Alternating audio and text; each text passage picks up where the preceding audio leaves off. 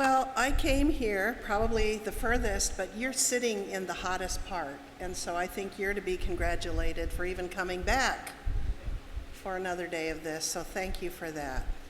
Are you blessed today?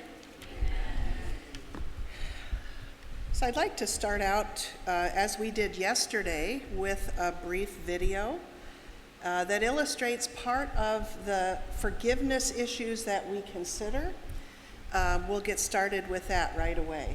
We end tonight with one of the most potent powers on earth. It can change lives in an instant. Everyone has it.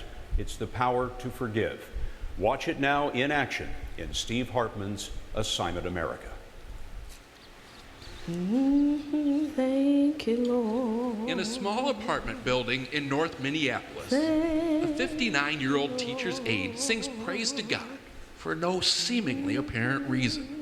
Indeed, if anyone was to have issues with the Lord, it would be Mary Johnson. For all you've done for me. He never had a chance. In February 1993, Mary's son, Loramian Bird, was shot to death during an argument at a party. He was 20 and Mary's only child. My son was gone. The killer was a 16-year-old kid named O'Shea Israel. I wanted justice. He was an animal. He deserved to be caged. And he was. Tried as an adult and sentenced to 25 and a half years. O'Shea served 17 before being recently released. He now lives back in the old neighborhood, close to Mary. This close. He lives next door. Next door. How a convicted murderer ended up living a door jam away from his victim's mother is a story not of horrible misfortune, as you might expect, but of remarkable mercy. A few years ago, Mary asked if she could meet O'Shea here at Minnesota's Stillwater State Prison. As a devout Christian, she felt compelled to see if there was some way, if somehow she could forgive her son's killer. What'd she say to you?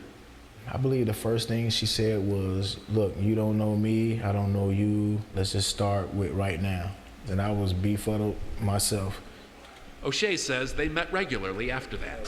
When he got out, she introduced him to her landlord, who, with Mary's blessing, invited O'Shea to move into the building.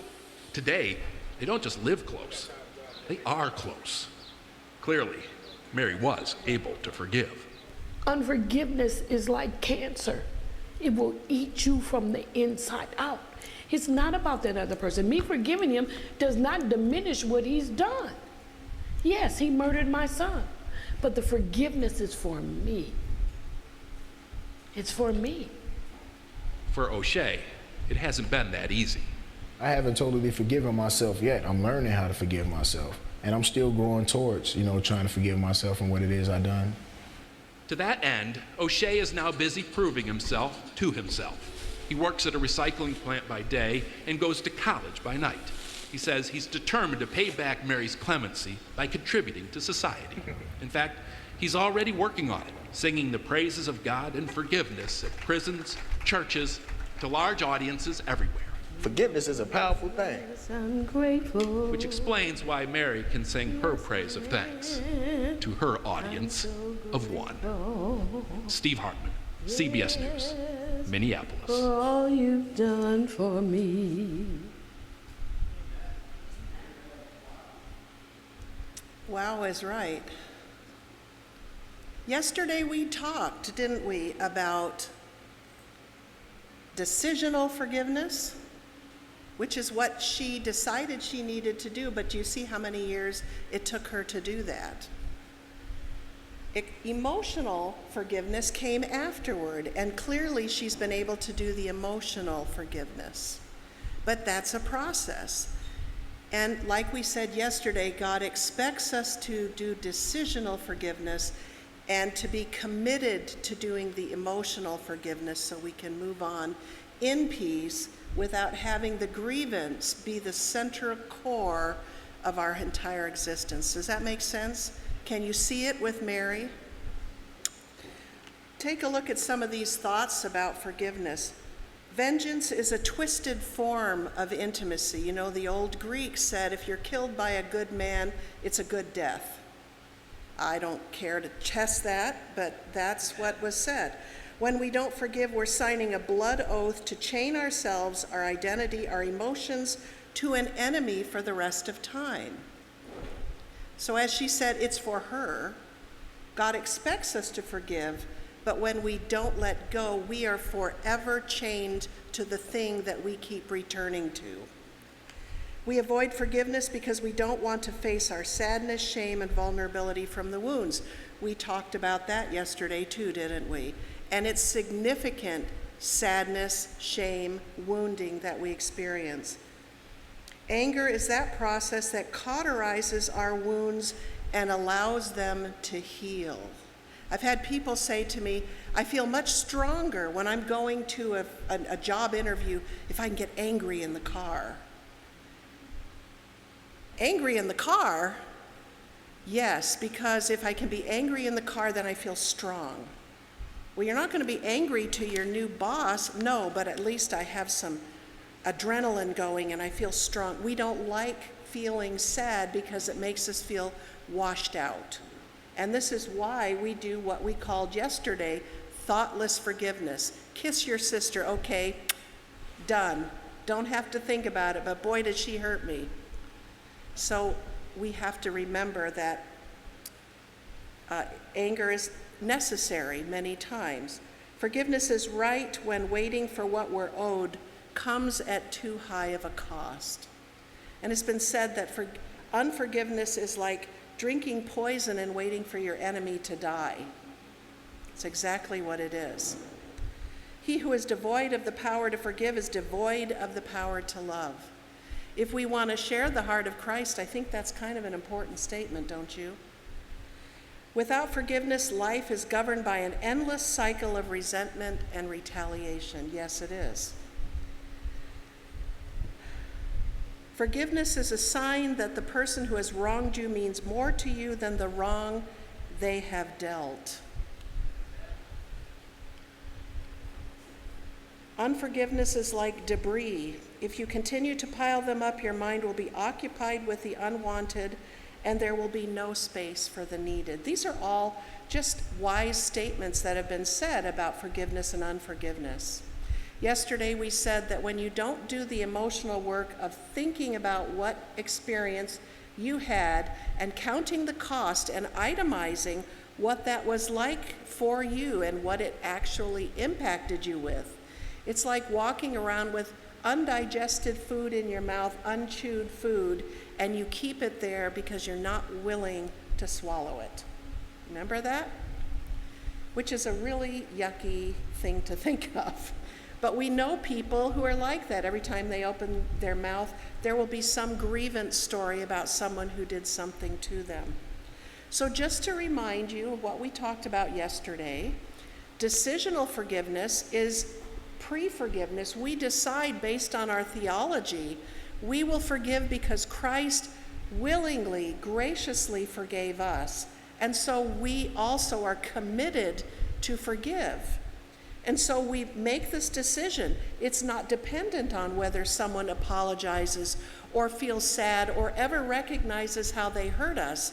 It is a principle, it's a decision, and God expects this of us. Now, we also spoke about emotional forgiveness. And emotional forgiveness is that coming to terms with it, which you saw Mary do over time. She said in the beginning, he's an animal. He deserves to be caged. But when we think about it, she was able to process that. That's the therapy word for working it through, thinking about it, getting some resolution, making sense of it, thinking about what her worldview and her theology meant in reference to that terrible event. And then she was able to move forward, which clearly she has. It's harder to do emotional forgiveness. It's harder to come to this point. Now, God expects us to do the decisional forgiveness because that is what we are taught. That's what he did. And his hope for all of us is that we can work things through, because just as I told you the story yesterday about the church that was at war, that paid no attention to me when I came in as a newcomer, that is exactly what we do when we're fighting wars within our head. Does that make sense? And so we can't have the bandwidth to reach out to people around us. And when we share the heart of Jesus, it's just what we heard of. It's not what we've actually internalized. So let's move forward. What about these awful emotions that we feel when we're trying to get through forgiveness? I want to tell you this little story. This is a picture of Miley Cyrus when she was younger. You can kind of understand why she's looked some of the ways she did when she got older, but she's 9 years old in here, dressed up in, I don't know, I wouldn't put my kids in that. But I had a Christian mother come to see me years and years and years ago, and she said, she brought her 9-year-old. And she said, I want you to fix my daughter. Because Easter is coming up, and I want us all to have a happy family Easter weekend. And I said, what does she need to be fixed of? Whenever someone says, fix my child, that tells me that they're taking zero responsibility for their part in shaping that. And so I said, what exactly are we thinking of fixing here? And she said, well, our stepson has molested her for the last several years. And he had to leave the house, she said with great disgust. And my daughter got to stay, and we do not want her to be angry because God tells us not to be angry. And I said, wait a minute now. Wait a minute now. The Bible says very clearly, be angry but sin not. And there are times when Jesus was angry. Well, she said, I know you're a Christian and you won't make her be angry. Well, let's think for a minute. I tread very softly with this young girl, but she also knew that she could not get angry about what had happened to her because it would not be tolerated in her family. Because somebody in the parental dyad would have to change their behavior, and she would have to become a priority, and that was clearly not the story in this family. And this happens all the time. Well, the next visit that I had with this girl, she told me that the postman had backed out of their driveway and run over and killed her cat, and how she was so angry she could kill the postman. And so I asked her about how angry she was about that. I thought that will be a bridge to talk about when people cross our boundaries and hurt us. It's normal for us to be angry. We just have to do the right thing with that anger so it doesn't stop us in our tracks. It helps us help other people. It helps us become better people. And so, interestingly enough, she then said, I could kill the postman. Well, that's appropriate for a 9-year-old to say. They don't understand the permanence of life and death. And she said, I could kill him, I'm so angry. And I said, well, let's make a picture of what it would be like for you to be around, that you would like to say to this postman. And she drew a picture, and she drew the little conversation bubble with some wild comments in it. And I said, how about if I keep that here in your file, that you don't take that home today? And she said, okay. And I said, we talked about what is responsible to do with your anger, and it's normal to feel angry, but we have to shape it into a place where it doesn't hurt other people. And I never saw her again. My guess is she went home and she told her therapist that we had talked about how angry she was at the postman, and anger was unacceptable in that family. This happens all the time. But we were created to have a wide range of emotion, and we don't hear people saying as much, stop crying, God wants us to be happy with his salvation, although unfortunately I've met those people too. So we were not born to have this narrow range of emotion. It's normal to react to a wide variety of things in this world. Jesus said, in this world you'll have trouble, right? And it's wonderful when we can look with faith to him and say, I know you're going to do something, I don't know what it is, but I'm waiting on you. But it still impacts and hurts us, doesn't it? Also, think of what it was for Israel, the Hebrews coming out of Egypt, when they saw they called it his anger, when he demolished the Egyptians in the Red Sea, when he called forth the plagues, and many people of that time said it was God's anger. It made them feel safer because someone had expressed outrage on their behalf. If you have a child who is harmed and they tell their parent and there is absolutely no outrage on their part, the child begins to think, well, maybe I'm not that important, or maybe I did that, or maybe I'm guilty, or I wonder why if that doesn't matter. Does this make sense to you? So it's important that we don't shut off anger, but that we think about how to responsibly respond to that. So if you think about the anger of God, the wrath of God, this is a term used over and over and over in Scripture, isn't it?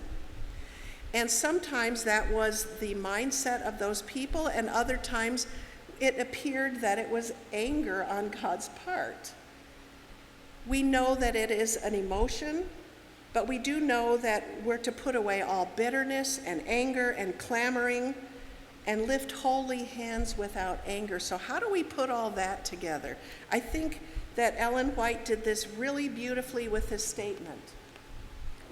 It is true, there is an indignation that is justifiable even in the followers of Christ. When they see that God is dishonored and his service brought into disrepute, when they see the innocent oppressed, a righteous indignation stirs the soul. Such anger born of sensitive morals is not a sin. But those who at any supposed provocation feel free to indulge anger or resentment are opening the heart to Satan. Bitterness and animosity must be banished from the soul if we would be in harmony with heaven. Does that clarify that a bit? It's people who pop off at everyone else, who have these outbursts, that is unacceptable. But to feel this sense of outrage for injustice, for oppression, for times when we see the innocent harmed, that is expected and certainly acceptable. It's what we do with it. So why is it difficult to forgive? We talked about Benjamin Franklin's comments yesterday in reference to how witty he was and how revenge is a normal way that we're wired. We want to get back. How many of you laid awake at night after someone hurt you and said, I wished I could have said this? Oh, why didn't I think of doing that? I should have done this. Well, most of us are a little bit slow on the updraw, so we can't think of how to respond to things, but we still think about it. And revenge is the way we are wired. And so we have to pause and think, what is a godly way to respond to what is happening to me? We're also very afraid of any kind of negative emotion. We have people say it's not ladylike to be angry. As a matter of fact, if you want to listen to the TV for a while and you listen to programs, action programs, you hear the men swearing a lot, but not the women so much, because there's sometimes this unspoken statement that it's not ladylike, and I'm not a proponent of swearing, but this is just an example that, oh, it's not ladylike to do that, or you shouldn't act like that, or how unbecoming or unfeminine to be angry. Anger is anger. It happens to all of us. We're not all wired the same as well. Now, there have been some really interesting studies about something called state anger and trait anger. Some people are born with a trait that they get angry very easily, and that is how they're wired. Other people in the moment will get furious, but then it's gone. And that is a state anger. So some people you know and you say, man, that is an angry person right there, because they pop off at any excuse to pop off, right? You know, we all know people like that. But then you know people who at times they get very angry, but they're not harming others and it goes away very quickly. That is state anger.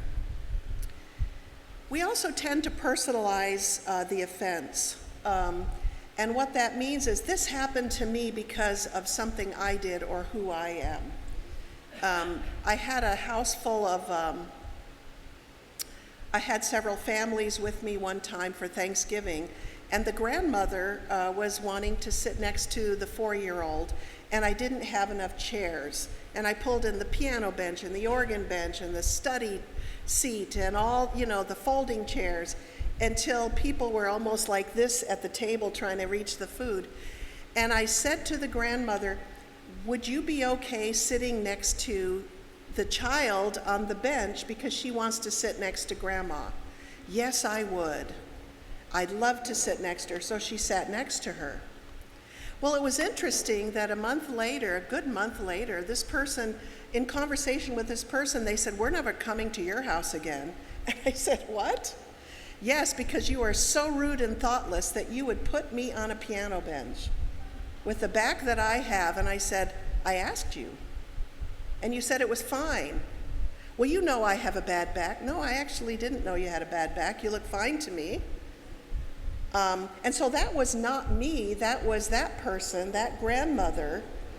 And I can't take that home and say, that happened because, boy, I must have missed something, because, my goodness, I must be the worst person in the world. And we tend to do that. We tend to take the blame. We tend to think, bad things happen to me because God's out for me, or that criminal came after me because of who I am. It's not always that way, is it? I skipped one here, our individual history of being wronged or traumatized. Trauma is a big issue. About a third of our children grow up with a number of traumas. And we'll talk about that in a few minutes. But those children develop a very anxious brain.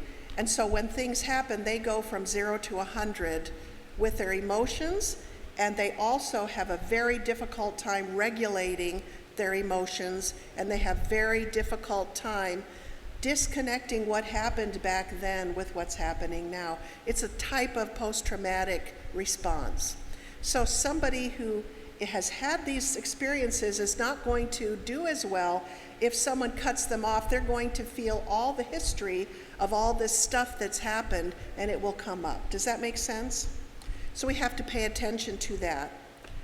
We also have expectations that are not hopes. When we hope for something and it doesn't happen, we're just disappointed. But if I expected that when I got married, my husband would want to sit and listen to me talk about detailed things hour after hour, which he does not, I'm here to say, and I can say that because he's not here today. He knows it already, we've talked about this. But my expectation was that he would sit and hang on every detailed sentence that I make, I would be furious if he didn't. But if I hoped he would, I would just be disappointed that I couldn't take the conversation further. Do you see the difference? So we expect everyone to be civil to us, decent to us, gracious to us, forgiving of us, and there's no guarantee of any of those things. I'm going to skip the next one, but we forget again that it is up to God to deal with people. It is not up to us to even the books out. That is God's business. So I'd like to give you some findings from the literature, and I'm a teacher, so you're getting verse and statement, but the students always want to say, well, where does it say that? And I can say, right there. Take a look. Forgiveness and older adults. Unforgiveness in older people leads to depression. I know this because one of my parents died from a broken heart. Depression can cause death. There's actually a heart condition that when people are desperately harmed, disappointed, hurt, their heart gives out. Older people who can forgive themselves have less depression and better health.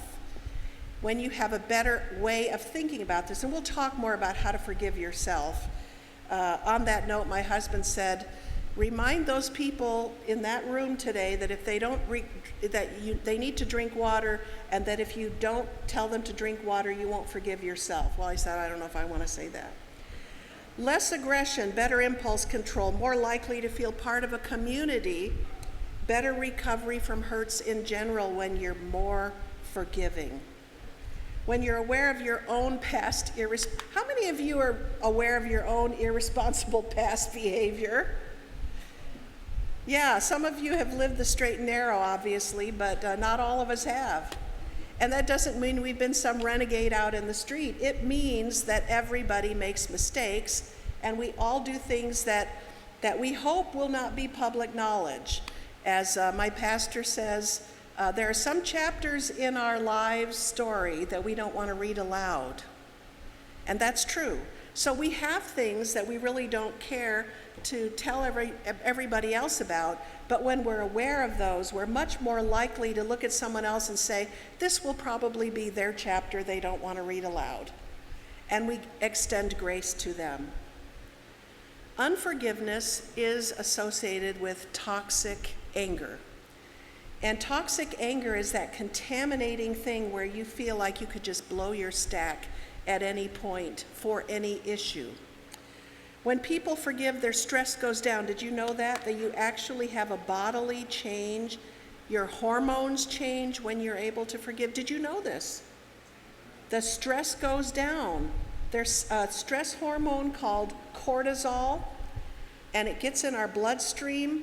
It makes us do that fight or flight thing, so that people who don't forgive, we'll talk all about it tomorrow, have a host of risks for different illnesses because of this type of thing. It matters that we forgive. God knew it matters that we forgive. When people forgive, your stress goes down. It decreases your mental health symptoms. So usually before the medical students come in and see me, usually it's sometime around when they're going to take us an exam, a cumulative exam after each year. And at that point, they feel like they're bleeding to death emotionally. It's like, I can't do this. I don't know how I'm going to do this. Help me, help me. And they get very depressed. First of all, I ask the mom questions. Are you eating? Are you sleeping? Are you walking? Are you doing any exercise? And then after that, it's like, what kind of stress are you feeling right now? And they tell me, and it's like, well, let's do something with that. Because every single diagnosis in the diagnostic manual is made worse by stress, every single one, whether it's depression, OCD, PTSD, all of those things. Stress is our enemy.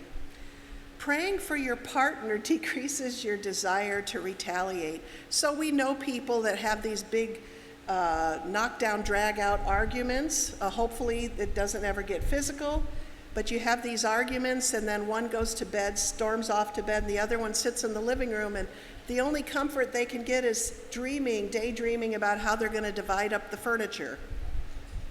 Right? Don't look at me like you never did anything like that. Every relationship has some bumps in it, and when you start praying for your partner, your retaliation desire goes down. Forgiveness alleviates depression, all of these different things, especially those who've experienced spousal abuse. Spousal abuse is one place where thoughtless forgiveness happens more than any other place, and I'll talk about that specifically on Thursday. This is a very, very serious issue. Thoughtless forgiveness, once again, is where you say the words and you cannot put your heart in it, and you do it quickly so you don't have to deal with it. We'll talk specifically about that Thursday, and I hope there'll be a number of people who will hear that, and you can take that back with you. It's a little different when you've experienced that. Forgiveness calms the nervous system, it improves your sleep, and it improves your self-esteem. You can move forward a little bit better. So there are actually studies on people who forgive too quickly and too easily. First of all, people who are in recovery forgive themselves way too quickly and don't hold themselves accountable. Forgiveness is good for everybody else, but when you are turning it on yourself and you say, it doesn't really matter, I'll forgive myself and I'll just take this one hit of drugs, then you're off the wagon. Or I'll just go out and I'll have this beer, it's just one, and you forgive yourself for it. So there are really interesting things that have to be done in recovery programs so people can forgive and hold themselves accountable at the same time. Now, there typically is higher trait forgiveness in women who try to leave an abusive relationship but keep going back because they're asked to forgive their abuser, and they say, well, of course, Jesus forgave me, I will forgive them. Remember, the Bible says, be as harmless as a dove, which we have pretty good, but the wise as a serpent we're still working on. And this is one of those areas where we really need to think carefully about what that means. And we'll talk about that Thursday. I want to share with you a chapter from Ellen and James White's life that many people find very surprising. And this is about a period of time when James and Ellen were separated, not formally, but they decided to work very separately. And these are the comments that Ellen White wrote to Lucinda Hall, who was her secretary. She had said, burn these letters. Lucinda Hall never did. Some of us are really grateful that she didn't, because we realize that these things happen in all relationships. She wrote, well, let me give you a background first of all. James had had a series of small strokes. We call them TIAs, mini strokes now. And his behavior had started to change. He wasn't as well to be able to take over the entire California conference, the union out there. And he was the leader of the church out there at that time. So he was used to being in charge, telling people what to do and so forth. Suddenly, he wasn't well enough to do that, and he was at home with an audience of one. Do you get the picture? And this is what happened. She writes, I am thoroughly disgusted with the state of things. I can but dread the liability of James' changeable moods, his strong feelings, his censures, his viewing me in the light he does, and has felt free to tell me his ideas of my being led by a wrong spirit, my restricting his liberty, etc. I cannot endure the thought of marring the work and cause of God by such depression as I have experienced, all unnecessarily. I cannot and will not be crippled as I have been. Did you know this existed? Let's keep going. It gets juicier. A great share of my life's usefulness has been lost. If James had made retraction, it would be different.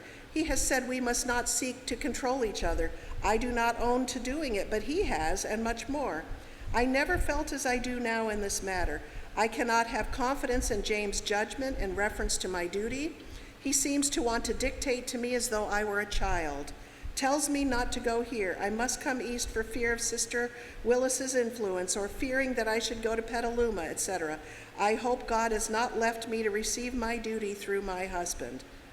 He will teach me, God will teach me if I trust him. You still with me? I don't see people dashing toward the side doors, Pastor, so we're still with me. Here she says, May 12, 1876, I do not think my husband really desires my company.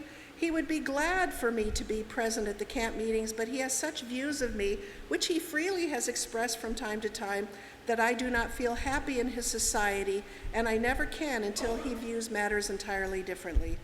He charges a good share of his unhappiness upon me when he has made it himself by his own lack of self-control. These things exist, and I cannot be in harmony with him until he views things differently. He has said too much for me to feel freedom with him in prayer or to unite with him in labor. Therefore, as time passes and he removes nothing out of the way, my duty is plain, never to place myself where he will be tempted to act out his feelings and talk them out as he has done. I think he would be satisfied if he had entire control of me, soul and body, but this he cannot have. I sometimes think he is not really a sane man, but I don't know. May God teach and lead and guide. How many of you never heard this before? You can find it in the manuscripts that were released most recently. This is real. This is not something made up. These were her letters. And it has shocked a number of people, but was she not human? And certainly James was. We know that he was a very strong individual. Let's see what he had to say about things, which will make you shudder. Do not make references to my writings till you see things differently. Be assured of this, that none of these things sink me down a hair. I shall be happy to meet you at the Kansas camp meeting, provided that, with the exception of a direct revelation from God, you put me on a level with yourself. I will gladly come to that position and labor with you, but while entrusted with the supervision of the whole work, I think it wrong to be second to the private opinions of anyone. The moment I come to this, I can be turned by the will of others' infallibility. I shall have no more controversies with my dear wife. If she doesn't like my position in reference to Edson or other matters, will she please keep her opinion to herself and let me enjoy mine? Your remarks called me out, and now that you cannot endure my speaking as plainly as you do, I have done. Boom. And then he says, I think we can labor better apart than together until you can lay down your continual efforts to hold me in condemnation. My goodness. When you have a message from the Lord for me, I hope I shall be where I shall tremble at his word.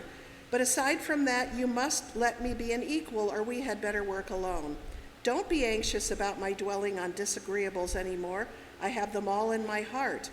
But while on the stage of action, I shall use the good old head God gave me until he reveals that I am wrong. Your head won't fit on my shoulders. Keep it where it belongs. And I will try to honor God in using my own. I shall be glad to hear from you, but don't waste your precious time and strength lecturing me on matters of mere opinions. Yeah, it made it hotter in here a couple degrees, didn't it? Surprise. Now, just in case you're starting to get worried about this is what I hear with couples all the time. It just happened to be a messenger of the Lord and her very humanity and his humanity. Well, what happened? We're not sure, because she had a whole lot more to say about these things. And I want to encourage you to go to the white indexes and read this, because it makes your hair stand up on end, and you think it was God acting within their lives just as he was acting within the life of the church. But these are the things that they ended up with. James died 5 years later, and James said, we were married August 30, 1846, and from that hour to the present, she has been my crown of rejoicing. Well, that's selective memory, isn't it? She said he was the best man to ever have trod shoe leather. Now, we chuckle, but do you think some forgiveness happened in there? Do you see how opposed people can be, and at the end of that still have sweet relationship with one another? Remember, not every forgiveness leads to reconciliation, nor does it need to. I had an acquaintance that for many, many years thought that I was blunt and insensitive, and we'd have these long, friendly conversations like two women can have. And then about an hour later, I'd get this call, Barbara, you know, I don't think you realize how insensitive you are. And I'd say, well, what are you referring to? Well, you know, I really care about people, and I don't think you do. Well, that's interesting. And this, I didn't catch it because I grew up around some people who behaved this way, so I thought, well, oh dear, I must be a terrible person. And finally the day came when I said, you know, I have said some blunt things to you before, because it hasn't seemed like when I say things you even grasp what I'm talking about. So yes, I've said some blunt things, and I'd like to apologize for that. But this is what you get. I like this. I'm direct, I'm loud, I'm opinionated. You'll have to decide how much of me you can tolerate and judge the time you want to spend with me accordingly, because I'm not going to be different than this unless God shows me that I really need to be different, because I was made like this. I like to see some of you grinning like that. I'm imagining you wish you could say something like that to a few people that you know. Not every single situation requires reconciliation, and you are not to blame for every single aspect of the relationship. There is something in unforgiveness called the dark triad, and this is something that makes forgiveness very near impossible for us. One of those is anger, that has not been discussed, has not been laid down. One of them is rumination. Now, we live in cow country. This is really a fancy word for chewing the cud. Bringing it up and thinking it over again and talking about it again, and there it is again, and I'm going to give it a new slant this time, and over until your kids can repeat the story verbatim. You know, that's not a good sign. And unforgiveness. These things will send a person into a very dark depression and put them in an angry state almost every time. So we have to guard against these things. So I'm going to ask you some questions, and as I read these, I want you to count these up on your fingers. Don't raise your hand, don't elbow somebody. Just count them up for yourself. Have you told the story of a grievance more than twice to the same person? Do you replay the events more than 2 to 3 times a day in your mind? Do you find yourself speaking to the person who hurt you even when they're not there? Have you committed to tell the story without upset and then found yourself unexpectedly agitated? Is the person who hurt you the central character of your story? When you tell the story, does it remind you of other painful things that have ever happened to you? Does your story focus primarily on your pain and what you have lost? In your story, is there a villain? Have you made a commitment to yourself not to tell your story and then broke your vow? Do you look for other people with similar problems to tell your story to? Has your story stayed the same over time? Have you checked the details of your story for accuracy? If you answered yes to 5 or more of these, and no to the last one, you have what is called a grievance story. And this is like a fossilized story of what happened to you and how terrible it was and how you were victimized. And it's something that we tend to organize our emotions around. So I want to go through a model that we created out of our Walla Walla research on our forgiveness research, because we started thinking about how our bodies, our minds, our spirit are all affected by these things. First of all, when we start thinking about what happened to us, immediately the cortisol levels in our blood goes up and we start thinking about it. And we feel this surge. Do you know what I'm talking about? We get this surge in our bodies like that. And as soon as that happens, we get that fight or flight response where we feel like we need to run or fight or go blast somebody away, but we get quite activated. When this happens, there's something amazing that happens to us. We lose a reliable sense of memory. Our memory is not very reliable, and we can't think clearly, and we feel threatened. Now, did you know that when people go in to take an exam and they have test anxiety, they're very, very anxious, their brain functions as though they had lost 20 IQ points, which is why managing your anxiety is really an important thing. Managing your outrage and your experience is important, because when you've got fear or activation, you act as though you can't think as well. When that happens, you start coming up with all these conspiracies about why this happened and what it was, and then you get very angry based on something that may or may not be entirely true. We get emotional disinhibition. That means you're going to not worry about what people think. You're going to say things, you're going to do things, not worrying about how it comes across, and you can't think as clearly. You start making these, like I said, these conspiratorial attributions. This is why this happened. You redefine the relationship. Even if you said, I forgive you, but then you're thinking about it one morning laying in bed or one night, and you think, I'm just never going to be around that person again, and we start recreating what it meant. And then what happens, you start having conversations, you start having conversations as though they were there, saying the things you wish you could have said, the things you think they deserve. And this activates you until you're going round and round and round this cycle. This is a grievance story. It's that cycle of getting activated, having a response to it, going round and round and round. And thank you so much for the water. So this is how we keep grudges alive, isn't it? You didn't know your body did that to you, did you, when you were upset?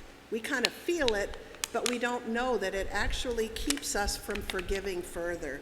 So what I'd like to say is there's ways to rewrite your grievance story. You might want to snap a picture of this particular slide, because I don't have enough time to go through all of it. But there are some good questions that we need to ask ourselves. Do I need to tell the story as central to who I am every time it comes up? When I meet a new person, do I need to tell them this horrible thing in the first 10 minutes or in the first meeting? Do I really need to make that a building block of my experience? Some of us who have gone out on first dates, we hear in the first date of how their marriage broke down and how awful it was and what happened next, and it's like, no thanks. Right? Yes, exactly. So do you need to include the person that hurt you in the rest of your identity? We really don't. These are things that happen. Jesus said, in this world you'll have trouble. Let's move on. Have I set boundaries to keep this from happening again? And most of us feel defenseless unless we have set some kind of boundary afterward. Our inability to forgive, our need for forgiveness, and the sadness we feel about it impacts our brain, how it functions, how we look, and how we carry ourselves. I want to share in closing a series of some pictures that come from the series. This is a UK series, Long Lost Family. You can pull this up on YouTube. I love this program because it's a story. They're stories of people who might have been given up for adoption.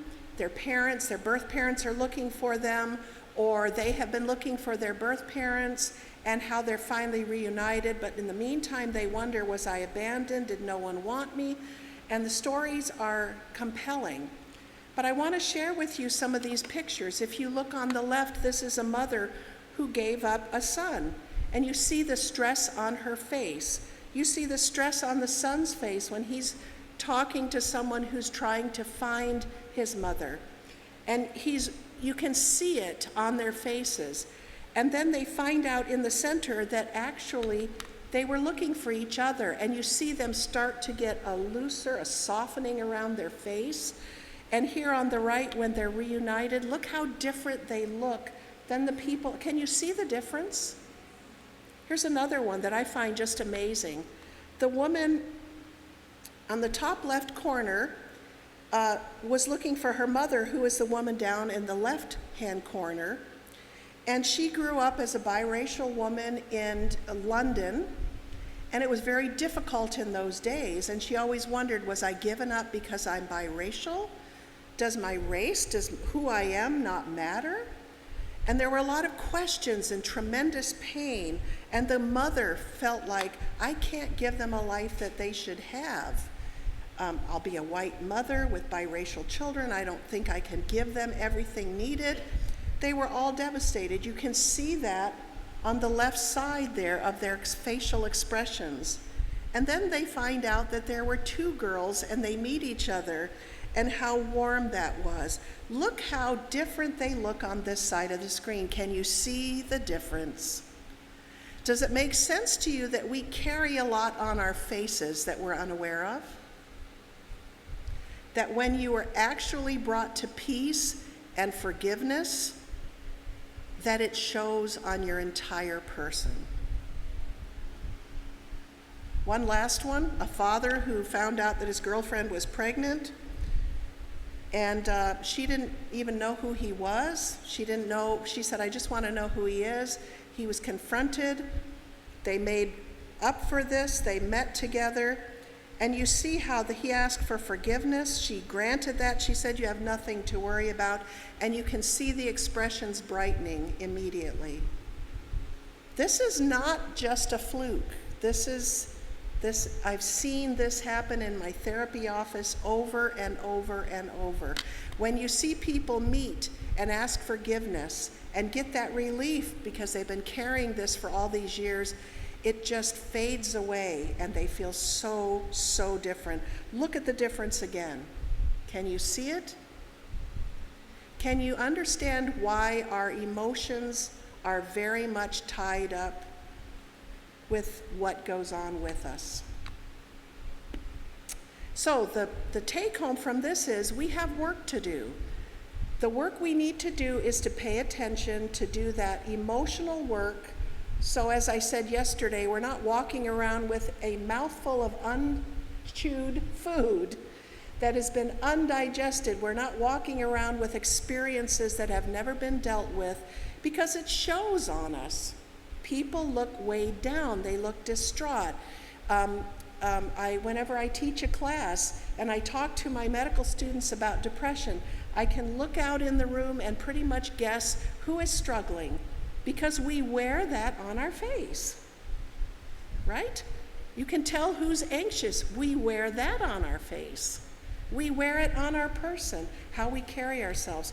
And so to be as clear and as useful, to be able to share the heart of Jesus, we have our own work to do with us. Does that make sense? We have to start at home.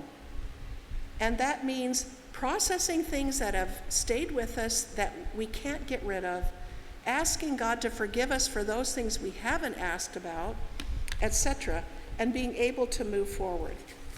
Now, I have a couple questions here that were put in the question box, and every day I'll take questions. I do want to say I can't respond to stories of things that have happened, because as a licensed therapist, I can only I'm liable for anything I say about anyone's experience.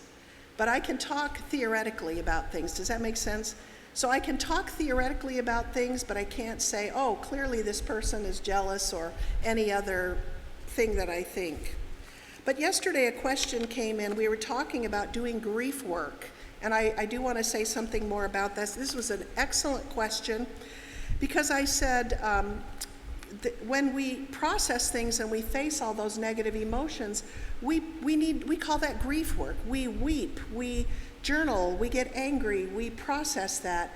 It's for a period of time, because if we don't, it's like carrying around an abscess with us. And so the question was, should you share your grief work with the world, or must it be burned? I said, after you write your letters, burn it in the fireplace, read it aloud, take the sense of it, and then burn it. So the question is, does it need to be burned? Well, it can easily turn into a grievance story if you don't get rid of it. Now, you can keep it, but there are people who make a central pillar of their personhood something that happened to them, a negative period in their life.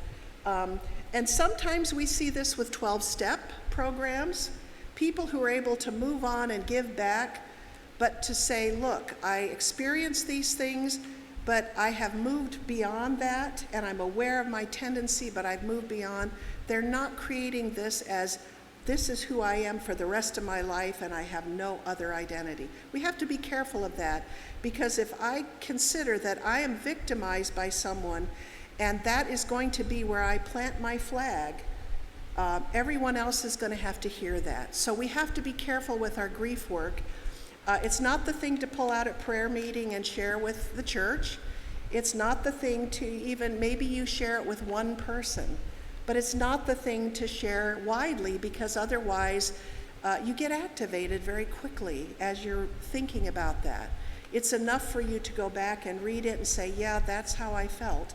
And now, because I'm activated, I'm going to ask God again to please take it from me, because I don't want to carry that, and I don't want that to embitter and contaminate the rest of my life. Does that make sense to you? The next question is, when you forgive someone, do you have to tell them? I'm sorry, it's not a foolish question. It's an excellent question, but I chuckle because I wondered about that too.